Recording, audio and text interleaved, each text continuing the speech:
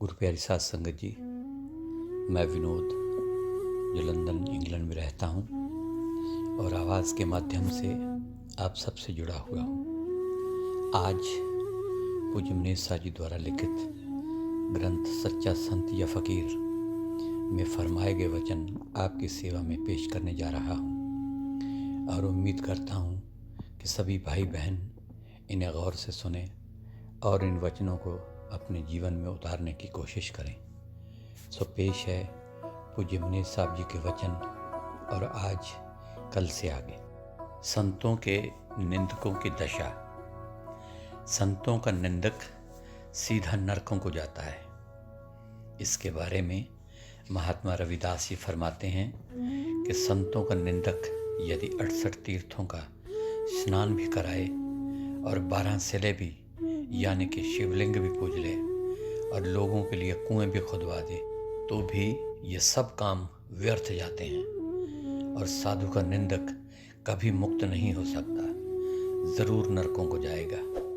अपनी वाणी में महात्मा रविदास जी फरमाते हैं कि जे ओह 68 तीर्थ नावे, जे ओह 12 सिला पुजावे, जे हो कूप तटा देवावे, करे निंद सभा बिरथे जावे, साध का निंदक कैसे तरे, सर पर जानहो नर कही परे। फिर फरमाते हैं कि यदि वह सूर्य ग्रहण के अवसर पर कुरुक्षेत्र में जाकर स्नान भी करे, श्रृंगार सहित अपनी स्त्री का दान भी कर दे और सभी स्मृतियों का ध्यान लगाकर सुन ले, यदि वह निंदा करता है तो यह सब किसी काम का नहीं, अर्थात इनका कोई लाभ नहीं होता। फरमाते हैं जे ओह ग्रहण करे कुल खेत, अर्पे नार श्रृंगार समेत, सगली स्मृत श्रवण सुने, करे निंद कवने नहीं गुणे। फिर आगे फरमाते हैं कि यदि वह ठाकुरों को वे दुनिया की तरह तरह के प्रसाद भी खिलाए, धरती का दान भी करे, पूजा के लिए बड़े बड़े मंदिर भी बनवाए और हर तरह का दुनिया में शोभा भी प्राप्त करे और अपना काम बिगाड़ कर दूसरों का संवारने की कोशिश भी करे, यदि वह संतों की निंदा करता है 84 के चक्कर से नहीं छूटता, जरूर 84 जाएगा। और इसी बात को आगे अपनी वाणी में इस तरह फरमाते हैं, जे ओह अनिक करे प्रसाद करावे, भूमि दान शोभा मंडप पावे, अपना बिगाड़ बिराना सांडे, करे निंद बहु जोनी हांडे।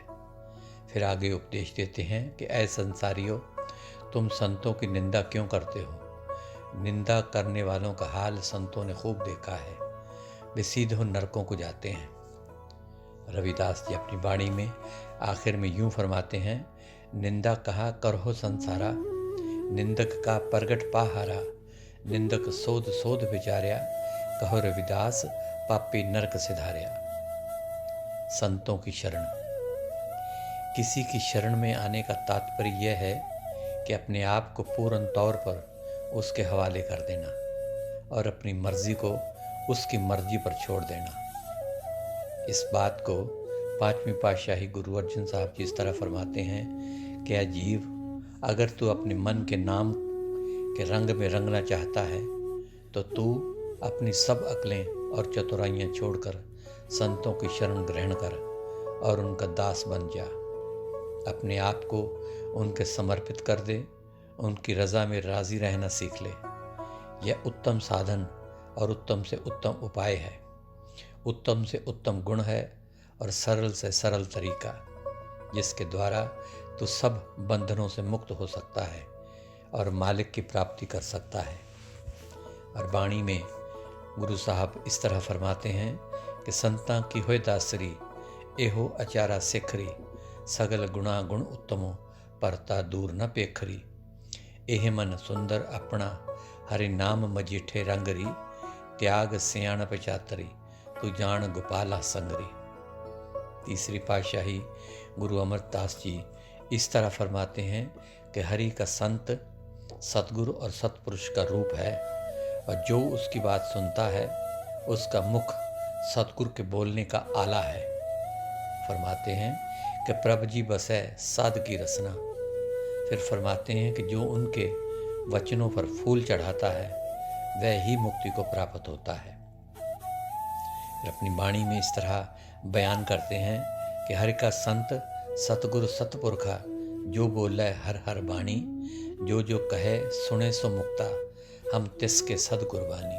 इससे आगे पूज्य मनीष साहब जी अपनी ज़ुबान मुबारक से फरमाते हैं कि जो वचन संतों के मुख से निकलता है वह सतगुरु का ही वचन है। सतगुरु उस वचन में समाया हुआ होता है, वह उस वचन से अलग नहीं और उसका उत्तरदायी है।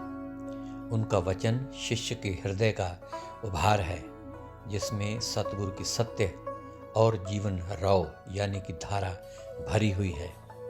यह सच्चा पंथ है जो जीव उनके हुक्म के अनुसार उठते बैठते खाते पीते सोते जागते सेवा या सिमरन करता है, वह मुक्ति को प्राप्त होता है।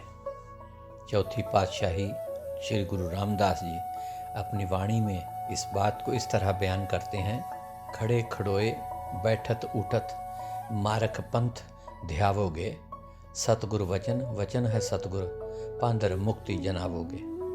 फिर फरमाते हैं कि जिस तरह खेत को जोतकर नमी में बीज बोने से ज़्यादा फल प्राप्त होता है और कल्लर भूमि में बीज बोने से बीज का भी नाश हो जाता है, ठीक इसी तरह संतों के हुक्म के अनुसार सेवा या सिमरन करने से अधिकतम लाभ प्राप्त होता है। और मन की सीमा में सेवा या सिमरन करना कल्लर में बीज बोने जैसा है। इससे या तो बिल्कुल ही लाभ नहीं प्राप्त होगा, यदि होगा तो भी नाम मात्र। इस बात को श्री गुरु रामदास जी इस तरह फरमाते हैं कि साकत अर्थात मनमुख के लिए किए गए कर्म अर्थात ऐसे हैं जैसे पानी का मथना। गुरमुख सच्चे साधुओं की सत्संगत में मिलकर मक्खन निकाल निकाल कर खाता है और परम पद की प्राप्ति करता है। और वाणी में चौथी पातशाही श्री गुरु रामदास जी फरमाते हैं, साकत कर्म पानी जब मथिए, नित पानी चौल चुरारे, मिल सत्संगत परम पद पाया, कड़ माखन के गटकारे। इसलिए साधक के लिए जरूरी है कि वह अपनी आत्मा के कल्याण के लिए पूर्ण संतों के वचनों पर फूल चढ़ाए, उनके हुक्म को माने और अपने आप को उनकी मर्जी पर छोड़ दे। जिस तरह एक गंभीर ऑपरेशन करवाने वाला मरीज अपनी जान को डॉक्टर की योग्यता पर छोड़ देता है, अपना सारा धन खर्च करने को तैयार रहता है और कर्जदार भी बन जाता है, मन और इंद्रियों की इच्छाओं का त्याग कर देता है, वह डॉक्टर के हुक्म के अनुसार खाता पीता है, ठीक उसी प्रकार एक जिज्ञासु को चाहिए कि जो काम भी संत बताएं उसमें लग जाए, चाहे दुनिया की नज़र में वह कितना ही निकम्मा या घटिया क्यों ना हो। वह उसी को परम पद की प्राप्ति का साधन समझे, उसी में खुश रहे। पांचवी पातशाही श्री गुरु अर्जन देव जी इस बात को ऐसे बयान करते हैं कि जिथे राखै बैकुंठ तथाई, तो सबना के प्रतिपाला जियो। परम संत बाबा जयमल सिंह जी महाराज ने परम संत सावन शाह जी को ख़त में लिखा था कि संत जो वचन करें उसी को चित्त में रख लो, उसी पर चलो। एक घास खोदने का वचन करें वही परम पद है जी, दिल विच मिठा मनो, ऐसी परख अपने मन की करो फिर काम पूरा है जी। इससे आगे पूज्य मनीष साहब जी अपनी ज़ुबान मुबारक से फरमाते हैं कि सच्ची दीनता और गरीबी से उनके सामने जाए और अपने अहंकार और चतुराई का व्यवहार न करे, उनके किसी तौर तरीके और व्यवहार में अपनी ओछी समझ का हस्तक्षेप न करे और न ही उस पर कोई टिक्का टिप्पणी करे। संत जो भी काम करते हैं, चाहे वह प्रकट रूप में लड़कपन का खेल ही मालूम हो, रहस्य से खाली नहीं होता। श्री गुरु नानक साहब ने अपने सेवकों को शव यानी कि मुर्दा खाने के लिए कहा। देखने में यह उचित आज्ञा न थी। हम मुर्दा यात्रा में शामिल होते हैं तो वापस आकर नहाते हैं और कपड़े बदलते हैं, फिर उस मुर्दे को कौन खाए।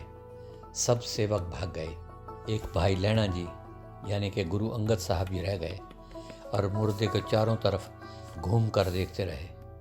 श्री गुरु नानक साहब ने पूछा कि ये क्या कर रहे हो। तो गुरु अंगद देव जी ने फरमाया कि मैं देख रहा हूँ कि किस तरफ से खाना शुरू करूँ। श्री गुरु नानक साहब जी ने कहा कि पैरों की तरफ से। जब लहणा जी ने खाना शुरू किया तो वह कड़ा प्रसाद अर्थात हलवा निकला। अतः सब सेवकों ने तो आज्ञा को अनुचित समझा, परंतु भाई लहणा जी ने नहीं, और इस प्रकार गुरु गद्दी के अधिकारी बन गए। ख्वाजा हाफिज साहब फरमाते हैं कि अगर संत या फ़कीर तुझको यह हुक्म दे कि अपना सज्जादा यानी कि मुसल्ला शराब में भिगो ले तो बेशक भिगो लो, चाहे यह मुसलमानी शरीयत के ख़िलाफ़ है, क्योंकि संत उन मंजिलों के जिन पर हमको जाना है पूर्ण तौर पर वाकिफ़ हैं। इससे आगे पूज्य विनय साहब जी फरमाते हैं कि यदि शिष्य संतों के मुंह से निकले हुए वचनों पर सोच विचार ही करता रहे और ऊपर ऊपर से हाँ जी करता रहे, ऐसा शिष्य क्या आशा कर सकता है। सतगुरु को तो वही लोग स्वीकार हैं जो उनकी आज्ञा को मानते हैं। इस बात को गुरु रामदास जी पुरजोर शब्दों में फरमाते हैं कि जो लोग आत्म सुख के खोजी हैं उनको चाहिए कि वे पूर्ण तौर से सतगुरु की शरण में पड़ जाएं, और कोई तरीका आत्म कल्याण का नहीं है। गुरु साहब अपनी वाणी में इस बात को इस तरह फरमाते हैं, संतो सुनो जन पाई गुर काढ़े बाँ को कीजिए, जे आत्म को सुख जन नित लोढ़ ता सतगुरु शरण पवीजय। तो गुरु साहब समझाते हैं कि सुखदेव मुनि ने राजा जनक की शरण ग्रहण की और उनके वचनों को कमा कर ही हरि को पाया। अपनी वाणी में आगे फरमाते हैं कि जप्यो नाम सुख जनक गुरबचनी हर हर शरण पड़े। इसी शब्द में आगे फरमाते हैं कि और भी जितने महात्मा मालिक के दरगाह में गए हैं संतों की शरण ग्रहण करके ही गए हैं। यही बात तुलसी साहब जी भी अपने बारे में फरमाते हैं कि मैं मतहीन दीन दिल दीना संत शरण सतगुरु को चीना। अर्थात मुझे मत ही नहीं थी, यानी कि बुद्धि ही नहीं थी। मैं निम्रता और दीनता के साथ संतों की शरण में चला गया, उनके हुक्म में रहकर सेवा और सिमरण किया और अपने अंदर सतगुरु को प्रकट कर लिया। संतों से प्यार करना और उनका हुक्म मानना ही निर्मल करनी है। तो पूज्य विनय साहब जी आगे फरमाते हैं कि हर व्यक्ति को मौत के बाद उसकी बची हुई आशा तृष्णा के अनुसार ही अगला जन्म मिलता है। यदि शिष्य का अपने सच्चे संतों के प्रति सच्चा प्रेम और विश्वास है, सतगुरु के अतिरिक्त किसी संसारी चीज़ की इच्छा नहीं, और हर समय उनके मन में भजन सिमरण की इच्छा बनी रहती है, चाहे प्रारब्ध कर्मों के जोर की वजह से वे सेवा और भजन में पूरा वक्त भी न दे पाता हो और काल तथा मन जैसी विरोधी शक्तियाँ उसके रास्ते में सैकड़ों रुकावटें डालती रहती हों, तो भी ऐसे शिष्य की आत्मा उन्नति करती रहती है, भले ही उसको इस बात की अनुभूति न होती हो। ऐसे शिष्य को पुनर्जन्म नहीं मिलता। प्रारब्ध कर्मों के समाप्त होते ही उसकी आत्मा ऊपर के मंडलों की तरफ उड़ान भर जाती है।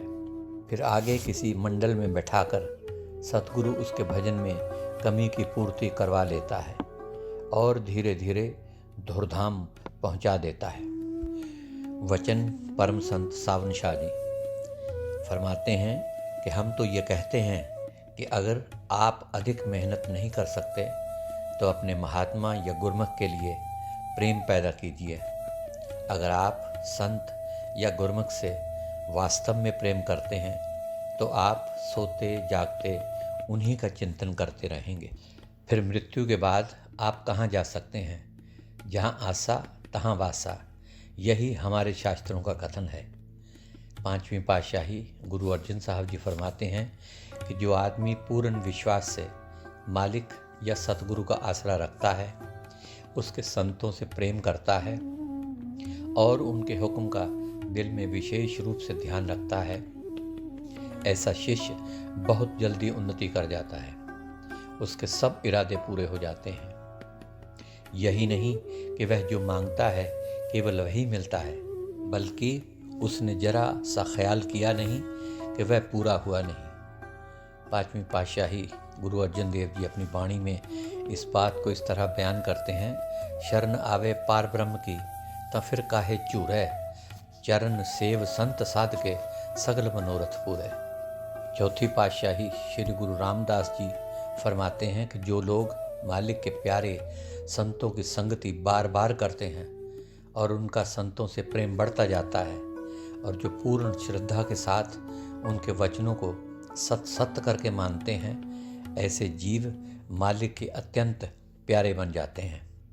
और अपनी वाणी में गुरु साहब इस बात को इस तरह बयान करते हैं कि लग लग प्रीत बहु प्रीत लगाई, लग साधु संग सवारे, गुर के वचन सत्य सत्य कर माने, मेरे ठाकुर बहुत प्यारे। इससे आगे पूज्य मनीष साहब जी हज़रत ईसा मसीह साहब जी का हवाला देकर फरमाते हैं कि जिसके पास मेरा हुक्म है और जो उसे मानता है वही मुझसे प्रेम करता है, और जो मुझसे प्रेम रखता है उससे मेरा पिता मालिक प्रेम रखेगा और मैं उससे प्रेम रखूँगा और अपने आप को उस पर प्रकट करूँगा।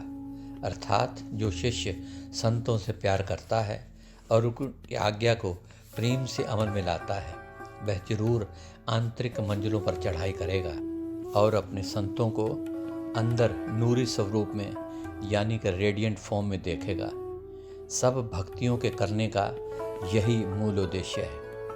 इस बात को दादू साहब जी इस तरह फरमाते हैं कि संतों के वचन मानने वाला सीधा अमर अभय पद अर्थात सत्यलोक को जाता है, और काल सब जीवों को जो रोके बैठा है इसमें कोई बाधा नहीं डाल सकता। फरमाते हैं कि दादू सतगुरु कहे शिष्य, करे सब कार्य सिद्ध होई, अमर अभय पद पाइए, काल न लागे कोई। आगे इस बात को गुरु नानक साहब जी फरमाते हैं कि सतगुरु का हुक्म मानने वाला सीधा मालिक की दरगाह में जाता है, उसको कोई भी रुकावट नहीं पड़ती। अपनी वाणी में गुरु साहब इस तरह फरमाते हैं कि मन्ने हुक्म सो प्रगट जाई, सच निशाने ठाक न पाई। पांचवी पातशाही गुरु अर्जन साहब जी इस तरह फरमाते हैं कि संतों की शरण ग्रहण करना ही निर्मल करनी है। जिन पर सतगुरु मेहर करता है उनको ही सच्चे संतों की शरण प्राप्त होती है। जो उनके हुक्म को दिलो जान से पालन करने का प्रयत्न करते हैं, चाहे वह शिष्य कितना ही निकम्मा और गिरा हुआ क्यों ना हो, कभी भी नरकों को नहीं जाता। अपनी वाणी में फरमाते हैं, राख लिए राखण हारे, सदा निर्मल करनी, नानक नरक न जाहि, कभू सारे संत हर की सरणी। ऐसे शरणागत जीवों की मालिक हमेशा लाज रखता आया है। इस बात को तीसरी पातशाही श्री गुरु अमरदास जी इस तरह फरमाते हैं कि नानक शरण परे दरबार, राखै पैज मेरे करतार। संतों की शरण में आए बिना मन काबू में नहीं आ सकता। पूज्य मनीष साहब जी आगे फरमाते हैं कि परमार्थ के रास्ते में मन एक विशेष बाधा है। यह मादा से निकला है, यह मन पंच तंत्र से जन्मा, इसलिए माया से इसका संबंध स्वाभाविक ही है और उसको छोड़ना नहीं चाहता। बार बार माया और उसके पदार्थों की तरफ खींचा चला जाता है। वाणी का हवाला देकर फरमाते हैं कि मन माया में रम रहे हो, निकसत नहीं रे मीत। इसका माया से संबंध तोड़ना, इसके साथ संघर्ष करना और इस पर काबू पाना कोई आसान काम नहीं है। इसको काबू करने का एक ही तरीका है, वह है किसी पूर्ण संत की शरण ग्रहण करना, जिसने अपने मन को काबू किया है। जो संत स्वयं ही विषय विकारों और भोग विलासों के इच्छुक हैं या माया के दास हैं, वह किसी दूसरे के मन को किस तरह काबू करवा सकता है। इस बात को कबीर साहब जी इस तरह फरमाते हैं, कोई बदलेंगे हरिजन सूर, मनवा तेरी आदत ने, चोर जुआरी क्या बदलेंगे माया के मजदूर। मौलवी रूम साहब फरमाते हैं कि मुर्शद के साए में रहे बगैर किसी ने भी इस मन को काबू में नहीं किया।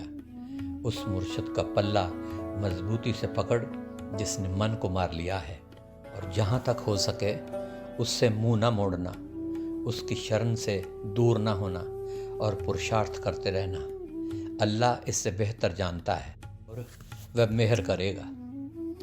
पांचवीं पातशाही श्री गुरु अर्जन देव जी फरमाते हैं कि यह मन माया में फंसा हुआ है, बार बार माया और उसके पदार्थों की तरफ जाता है। यह विश्वास पात्र नहीं है। जिस किसी ने इस पर यकीन किया वही धोखा खा गया।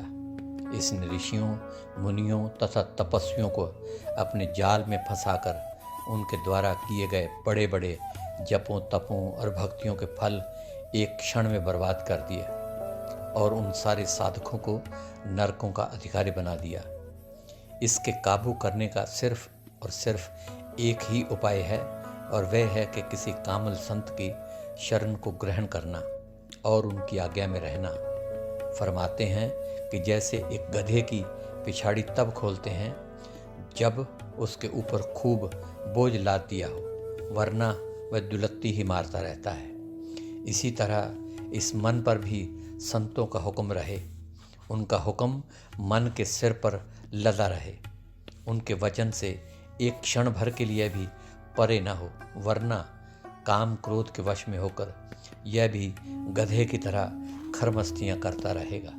इससे आगे गुरु साहब अपनी वाणी में इस सारी बात को अपनी वाणी में इस तरह फरमाते हैं कि कवन कवन नहीं पतरया तुम ही परतीत, महा मोहिनी मोहया नरक की रीत, मन खुटहर तेरा नहीं विश्वास तू महा उन्मादा, खर का पैखर तो छुटे जा ऊपर लादा, जप तप संयम तुम खंडे जम के दुख डांड, सिमरे नहीं जोन दुख निर्लज्जय भांड, हर संग सहाई महामीत तिस्यों तेरा भेद, बिघा पंच बटारी उपजयो महाखेद, नानक तिन संत शरणागति जिन मन वस कीन्हा, तन धन सर्वस अपना प्रभ जन को दीना। आगे कबीर साहब जी भी इस बात को इसी तरह फरमाते हैं कि मन एक मस्त हाथी की तरह विषय विकारों के जंगलों में भटकता फिर रहा है, जीव को अपने साथ लिए हुए है। जैसे जंगल के हाथी को दुरुस्त करने के लिए महावत की ज़रूरत होती है, इसी तरह मन रूपी हाथी को दुरुस्त करने के लिए संतों की ज़रूरत पड़ती है। जब तक संतों के वचन का अंकुश इसका सिर पर नहीं होगा, तब तक इसकी मस्ती नहीं उतरेगी।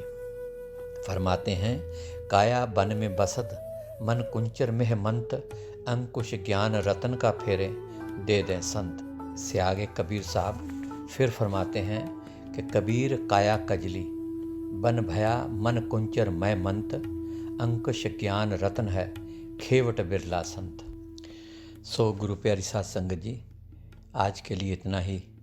कल फिर आपकी सेवा में सच्चा संत या फ़कीर ग्रंथ में से आगे के कुछ अंश पेश करूँगा। तब तक के लिए इजाज़त दीजिए और मेरी तरफ से आप सबको प्यार भरी धन धन सतगुरु तेरा ही आसरा, हाजिर नाजर जिंदा राम तेरा ही आसरा कबूल फरमाए।